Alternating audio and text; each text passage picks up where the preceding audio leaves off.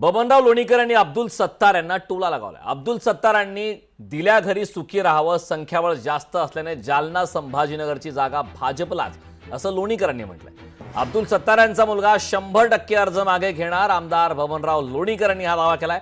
हात पाय मुंडकं तोडण्याची भाषा शिस्तीला धरून नाही, सत्तारांनी आत्मपरीक्षण करावं, असाही टोला लोणीकरांनी लगावलाय।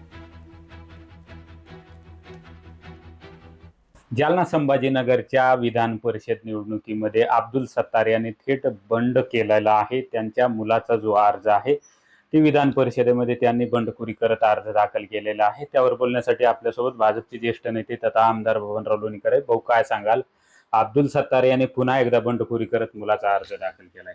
महाराष्ट्राचे माननीय मुख्यमंत्री देवेंद्रजी फडणवीस, माननीय एकनाथराव शिंदे, उपमुख्यमंत्री सुमित्राताई पवार, 3 पक्षानं एकत्र बसून महाराष्ट्रामध्ये चर्चा केली, दिल्लीत चर्चा केली आणि ज्याचं संख्याबळ जास्त, जिल्हा परिषद सदस्य, महापालिका, नगरपालिका, ज्याचं संख्याबळ जास्त आहे, ज्याच्याकडं मतं जास्त आहे, त्यांना त्या जागा सुटल्या। भारतीय जनता पक्षाकडं शिवसेनेपेक्षा खूप जास्त मतं असल्यामुळं ही जागा भाजपला सुटली। अब्दुल सत्तार यांच्या मुलानं जो फॉर्म भरलेला आहे तो 1000% विड्रॉ होईल आणि त्यांना महायुतीचंच काम करावं लागेल।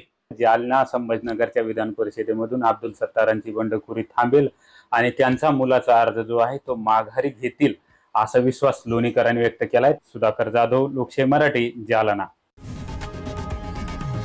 लोकशाही मराठी, ऐका, पहा, जागरूक रहा।